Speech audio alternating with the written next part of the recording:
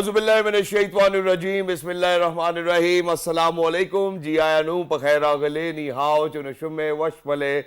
Ohayo gonzaimus, guten Morgen, hola, boyo, privyet, kaifa hal? Hale shuma chatore, ahlan basal, marhaba. Buna, mucho gracias, swabia, balli kare aaya. Hosh galden and ayo sayo, khuya mora, chivato, chihal jod, kalimera, khairutan. And a very warm welcome to everybody who's tuned into PTV World and watching World this morning. Alongside my very well-learned colleague who happens to be Miss Haja Satti. I happen to be Shahzad Hasan Khan, and we hope and pray that everybody out there is doing wonderfully well and that you're ready to kickstart your day with us. But first things first, hello Hajra, assalamu alaikum, how are you feeling today? Walaikum assalam, thank you so much for introducing me. It happens to be a cold morning in Islamabad because we are sort of expecting the rain outburst. Yep. But today also happens to be 8th of October 2024 and it is the 19th anniversary when the deadly earthquake struck Pakistan back in 2005.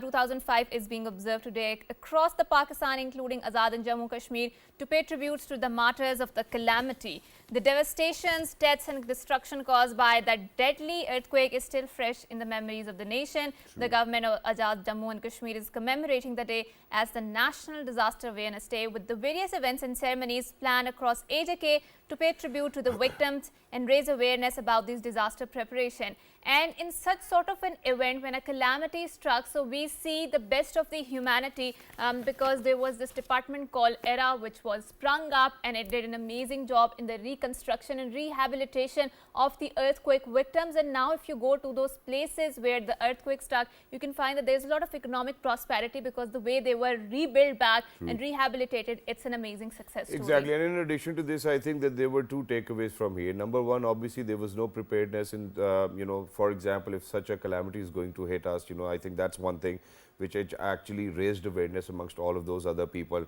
Number two, obviously for all of those people who were displaced, ladies and gentlemen, I do believe that, that they came across this notion of life where how they really need to be prepared if they are settled in those areas. So true. I think for all of those agencies, organizations, rescue missions who actually came to Pakistan, countries who actually provided with us with a lot of aid, we really need to thank them in the first place. And for all of those people, for all of the martyrs of the such a devastating, what do we call it, a earthquake, ladies and gentlemen, we obviously pray for all of those families who've lost their loved ones. And in days to come, we make sure that, that as a nation, we're going to stand together in terms of preparedness. And may Allah protect us from all such calamities. Ameen. Ameen, Summa Ameen. And unrolling the conversation further, so this is the week where we are observing the World Space Week, and the theme of the World Space Week is space and climate change. And in regards to this particular topic, very interesting intersection of two very important topics, we're very glad that we have been joined by someone who is going to unfold the conversation for us and is going to explore the outer space, which we call as the common point of the common heritage of the humankind, and how can we make it more beneficial for the humankind. We are very glad that we have been joined by someone who happens to be a director of Space System Labs at the Institute of Space and Technology. He is Professor Dr. Kamarul Islam. Assalamu alaikum, sir, and thank you so much for coming to our show. Thank you for inviting me. Professor Saab, unfolding our conversation, the theme, it's space and climate change. How beneficial do you think the humanity, as a global heritage, common heritage of the mankind, we can make our outer space, and where does Pakistan comes into that equation? First thing, I just want to thank you for having me. First thing is why we are actually having this week. Yep. So basically in 1957 on the 4th of October, the first man-made object went into orbit, but was put in the low Earth orbit. It was a very rudimentary type of thing. And the second thing is, in 1967, the first outer space treaty was on the 10th of October. And the treaty was signed by? Signed by all the countries in the United Nations. Okay, wonderful. So all the United Nations members actually signed a treaty of this space. Outer space treaty that the space will be used for peaceful purposes, and is a common heritage of mankind. Wow. But it started as a military race between the Americans and the US. But later on, when the satellites were launched and everyone saw the benefit of it, then it was realized that it's actually beneficial for the human race. And the military component probably is very small. The other side of it is much bigger, and that's how in 1999 they said that everyone should become aware of that. So United Nations again, because of course space covers the whole world and every country is involved. Exactly, but the competition has been real in between Russia and United States. No, it started as that. Now China is a big space power, Explorer, yes. and the European Space Agency is there. So, and on a regional and country basis, there's so many countries now coming forward, like South Korea, Japan, all of them. True. But the thing is that they have actually defined the sustainable development goals, which actually benefits all the countries. All right.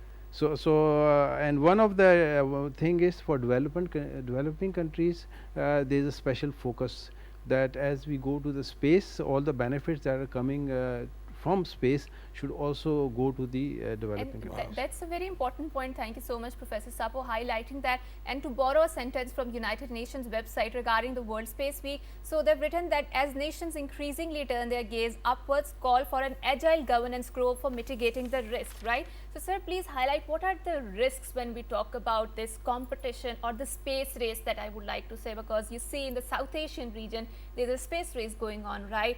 In the pursuit of having the space supremacy, you know, the nations are competing for that, and Pakistan cannot be separated from that equation. So please shed your light. So there are two things basically the satellite industry has got 4 segments. One is the launch segment, space segment, these satellites, then you have the ground communication equipment, and then you have the applications. Ji. So as far as the general benefits are concerned, those application are the most important ones, and the most of the revenue is also attached to that. Okay. And then we have the two strategic side where you have the ability to launch it and to manufacture those satellites. The segment of that is in terms of the revenue generation is much smaller. But is strategically important. So when we talk about space race on the defense side or other side, that is covered by that area.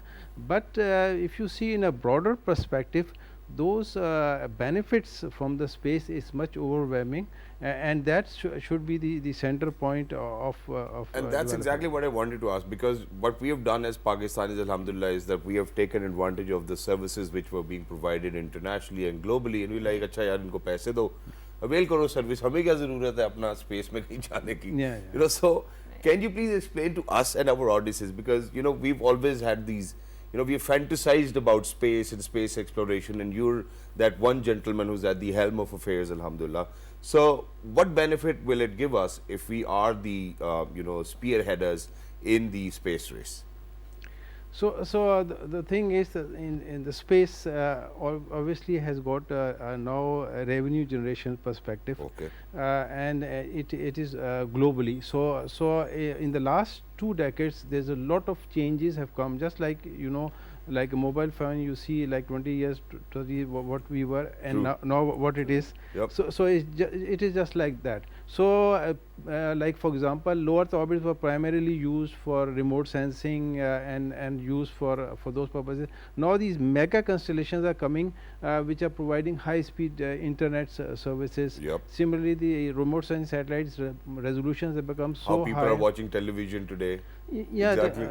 People watching television. Obviously, then the navigational side of that. Yes. That you use every day, where you are going and where you are, and associated with that is so many other things like urban planning, and so many things that you do on with your navigational tools. Wow, I think it's wonderful. So I think that the next big thing would be the space travels or intergalactic travels. You know, that really fascinates our mind. But sir, let's not forget that it's very expensive, right? And it is full of risk, because if you are having an accident on the Earth, obviously emergency can reach. But if there's an accident in the outer space, I mean, it's very difficult reaching them, right? So when we talk about the commercialization and the outer space element of that, how do these two things interact, and what do you have to say about it as an expert in the field? So the closest celestial body that we have is our natural satellite Moon. Yes. Okay. Now the race is towards the Moon and the Mars. Yep.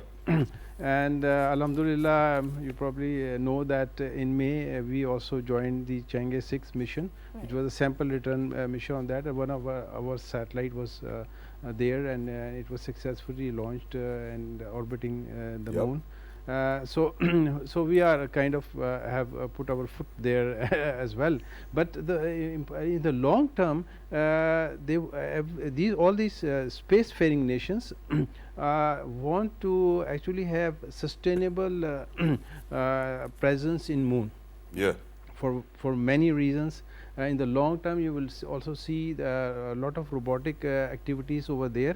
Launching for outer space or Mars from moon is much easier because the gravity on moon is much smaller. यानी ऐसे ही यहाँ से अगर हमने UK जाना है तो पहले टर्की जाएंगे फिर वहाँ से हम यूके जाएंगे. So first we have to go to the moon and then go to Mars. हाँ, moon की gravity बहुत कम है ना, तो it's Alright. much easier to launch it from there because from Yeah. here you have to So lesser fuel, everything lesser. every Yes. lesser. Plus you can do mining over there, and you can actually get to get the minerals from there to Earth is much But easier. sir, because it's a common global, now what we really need to kind of talk about over here is, so once you go to Texila, we do see how, people have been mining the hills over there to get chromite and whatever, minerals are in there. So once we start to do this with the moon, what's going to happen though? So have we thought about it that, okay, there needs to be a comprehensive plan on doing that?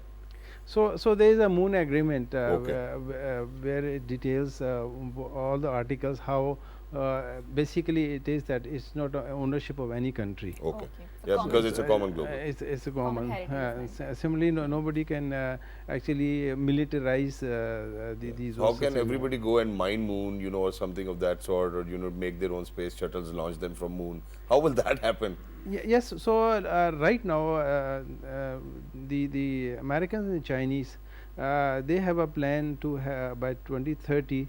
They were going to land some people there on the moon, and then they will start to have lunar stations. All right. And Pakistan has actually signed a contract with the MOU with the Chinese, so that the Chinese part which is going to have the station, so we will be part of that in some way. Chandiya sanu bhi le jana.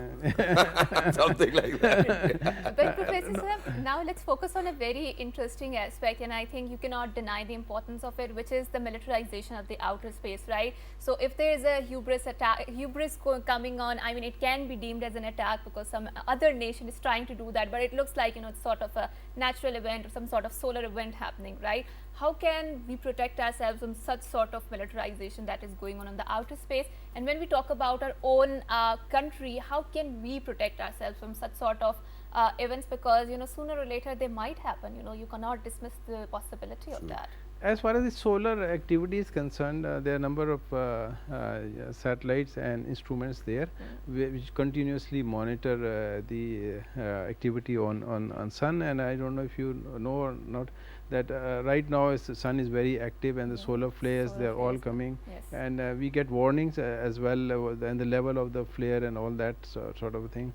So it's very unlikely that we can actually think of solar activity being something else. Designated to attack, yeah. Yeah. Secondly thing, obviously, the more aware you are, the more assets you have in space as to monitor, the better you are in terms of monitoring the others. And there is also under the United Nations rules and regulations, the countries can actually verify the others' assets. So that is generally the case, that one country actually verifies the others states whether they are doing anything which is unlawful, and then the other. So in this way, it kinds of keep up. So everybody's kind of keeping up with everyone else as well. Yeah. So it's more of a neighborhood watch. What are you doing? Okay, what are you doing? Yeah, So I think and that's you are good. legally can do that. Wow, I think. So if you are a neighbor and you have a legal right to go to other person's house and see what they have, That's great. but you have to give them some notice, and you can go and do that, Yeah, and we they are do coming. that. But we are also relying on our humanity's best interest that we will guard one another. It's very difficult to pine our hopes on that, but I think this is the best option that we have as of now. Thank you so much, Professor Saab, for coming to our show, for having this wonderful cross-pollination of the ideas regarding the outer space and how humanity can make the best out of these celestial bodies for our own benefit, and also how can we explore the outer space with regards to Pakistan and its best And interest. Hajra, a lot of people might not even know as well, because there's ParkSat MM1, which was just launched recently, so all In of these services, March, I think. navigation, may it be Wi-Fi, all of these services are available for all of us Pakistanis out there. Please make sure, if you need such services, uninterrupted internet, make sure that you subscribe to ParkSat MM1 services as well. With that, we're heading out towards a short break. Once you will come back, these satellites through which you are able to watch television are actually telecasting a Pakistan versus England test match as well. Let's talk about it a little. Of course, Why of course. not? Shehzad is very excited. Good morning. Good morning. Okay.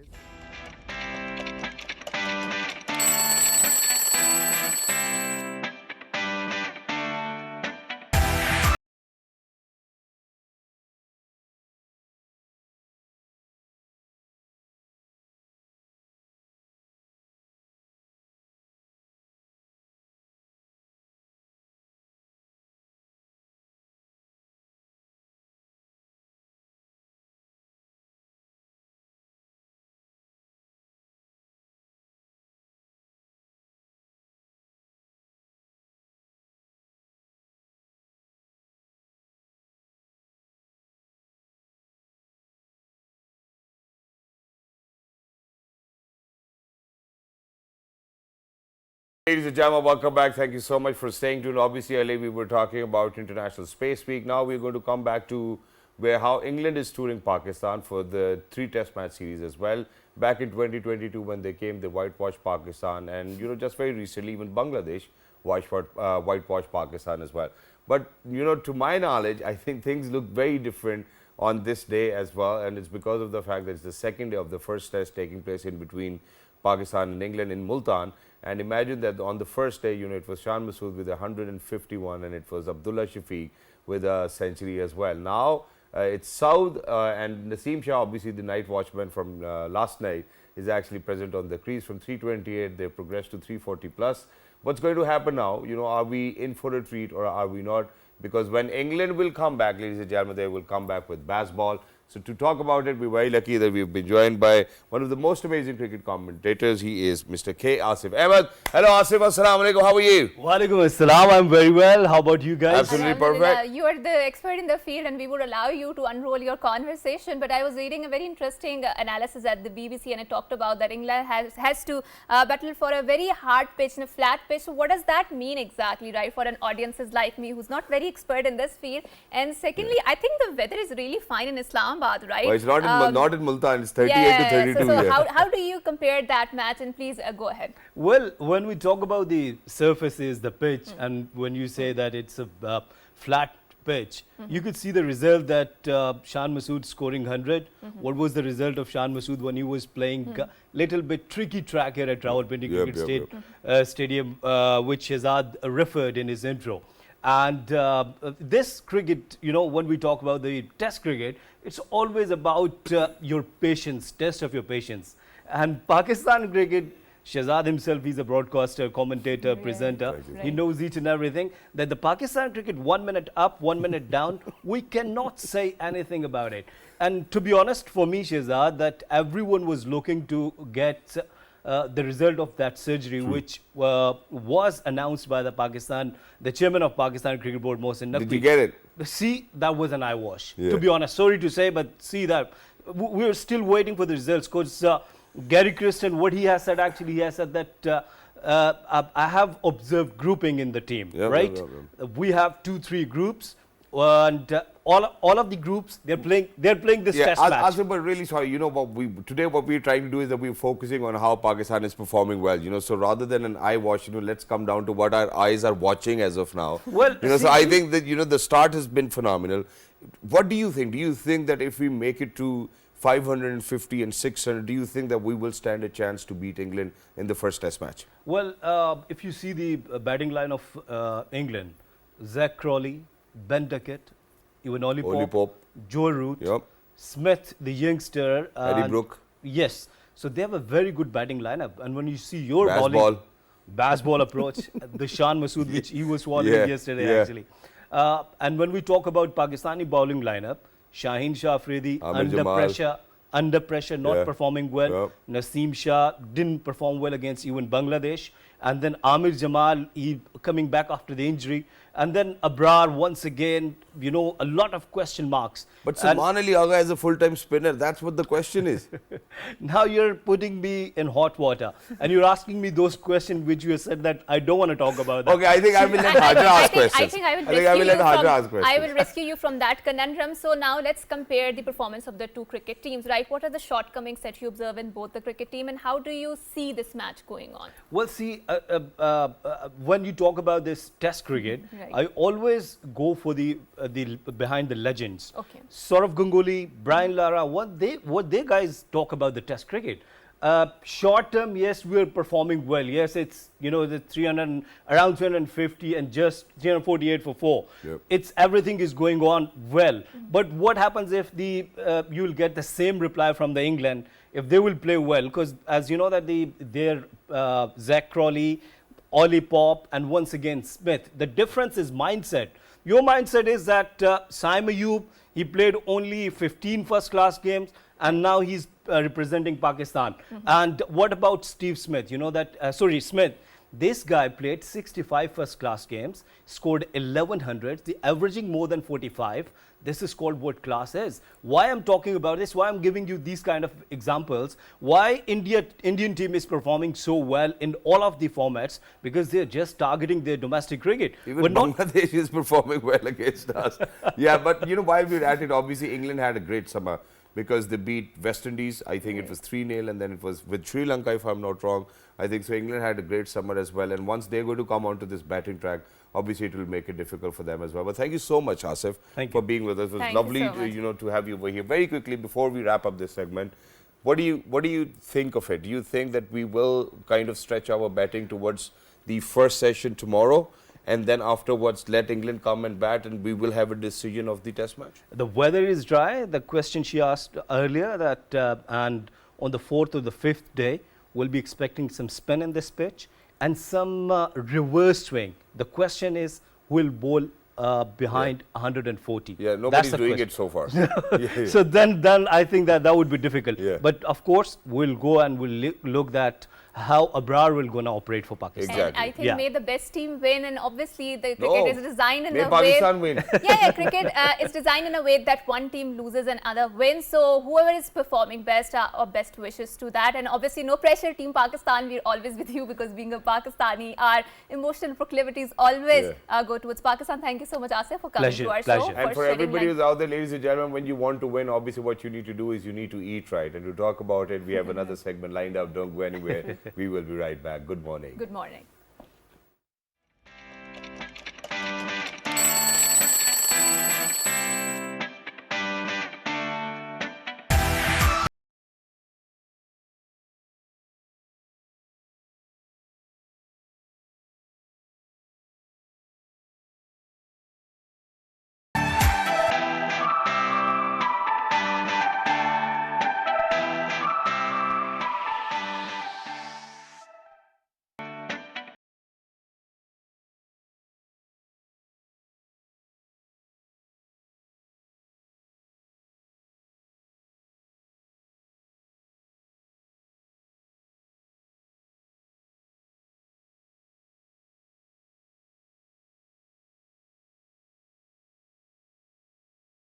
Welcome back, and before going on to the break, Shahzad Alure, the sort of conversation that we will develop, and that is hinged around eating. And I think eating is one thing that when I was a kid, I really used to look forward for it, and I'm not saying that I don't look forward to it right now, but I do remember when I used to come back from my school. So the first thing that entices me, and it's a very, very pertinent and heavy childhood memory, is the khushboo at that time, especially, you know, which is coming from the kitchen, and we would rush to our mother, we would greet her, and that aroma would, and that aroma would also greet her, right? So in order to further develop this conversation on our dietary patterns, what do we need to incorporate, and how do we need to keep that aroma of kitchen alive, especially in the times when with the working mothers, they're also working, they do not have sufficient time to cook food, and how to make sure that there is a healthy diet, especially for our children. We are very glad that we have been joined by our dietitian, who happens to be Miss Nausheen Taqwi. Assalamu alaikum, and thank you so much. Thank you so much for joining us. Wonderful to have you over here. The weather is changing. We've spoken about it. You know, so do you think that there will be an increased caloric demand in our body? Yes, absolutely. Since, you know, in winters the When the body expands, it doesn't mean like expands in a. है नहीं दिया हमारी तो जैसे जैसे बड़े हो गए. So you need more calories for that, and for that I think healthy calories are most important. And if you go for healthy fat foods like nuts or butter or you name it, like good carbs, they are good for they have a healthy calorie as well, and they're going to meet your nutritional requirement as well. Wow. So you need to, you know, since we need more energy to keep our body warm, the body needs more energy, so consume something which gives you instant energy. But Nausheen, we've seen, like I alluded to in our conversation, that nowadays, because mothers are mostly working, right, and you have to work because we are living in a very competitive environment to have a better lifestyle, right? How can we make sure that those working mothers, because obviously there's a lot of pressure on them, they have to look after their house, they have to look after their offices too, and do you think in that entire conundrum, the dietary needs are somehow being compromised, and that's why we are witnessing the rises in diseases across the world? How can we incorporate like more healthy diets? Absolutely, you're very right. Being a healthy working mother, me myself, what we need to do, we need to plan our menu a week ahead, right? That's the most helpful thing. Right. And since we have limited time, I would suggest make use of more of the fresh things, like fresh fruits, okay, and you can have fresh vegetables, you can have something which is organically healthy and easily available. Right. I'm always against processed foods. I'm sorry, you're working or you're not working. The processed food is But not processed, healthy. not processed, I think. Nausheen, I think this is one important thing because of the working woman, especially there's always a conundrum what to give to lunch to our kids, right? So, and I think that is the meal that we're always looking forward to, Anda right? paratha. Yeah, what will be come out So from that, I right? believe now anda paratha is kind of a Everybody's shameful. coming back to this.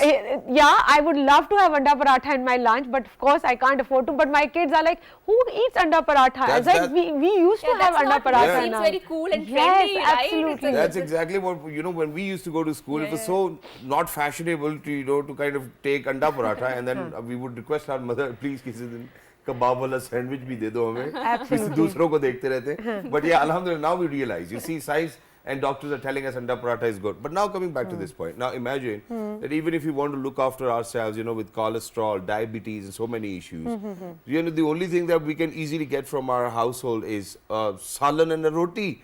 You know, so is salan effective? Is it useful for us? I believe salan you know, is for yeah, non-speaking, curry, exactly. non-English Curry is speaking, effective if you add like spices to it. Being Pakistanis, we always have like a combination of spices in our food, right?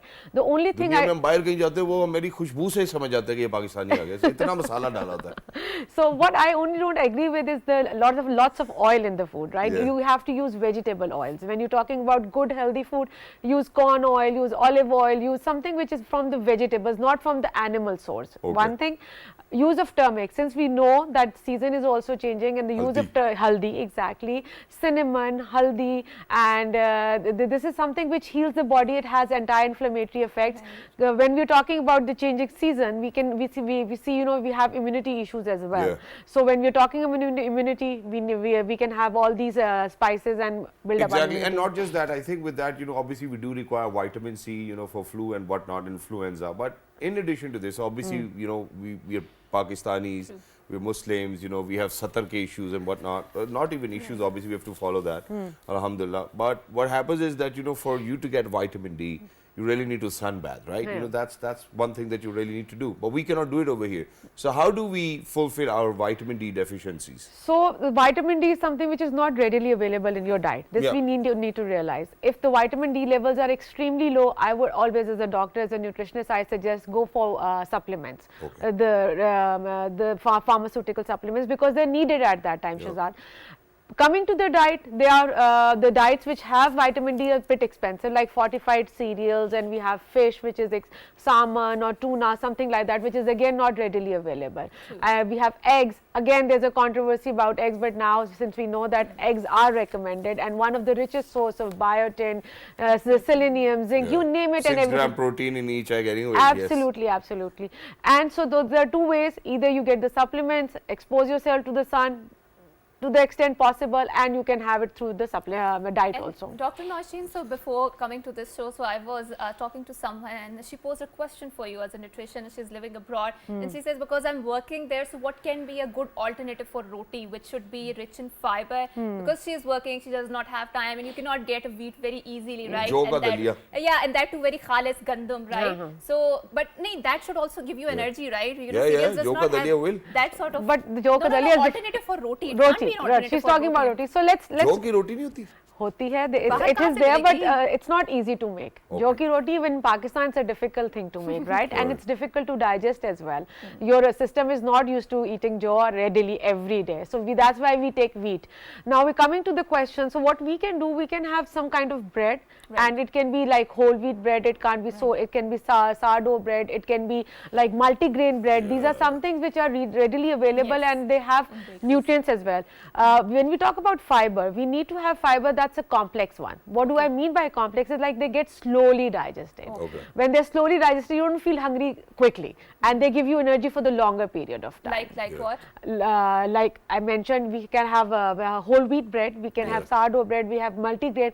Multigrain we have with nuts also. So these are, you know, browns are always high fiber. And that's exactly what I tried doing over here. So I think people of Pakistan really need to be careful, because the color, when you say is brown, Yes, it's just the color absolutely. which is different.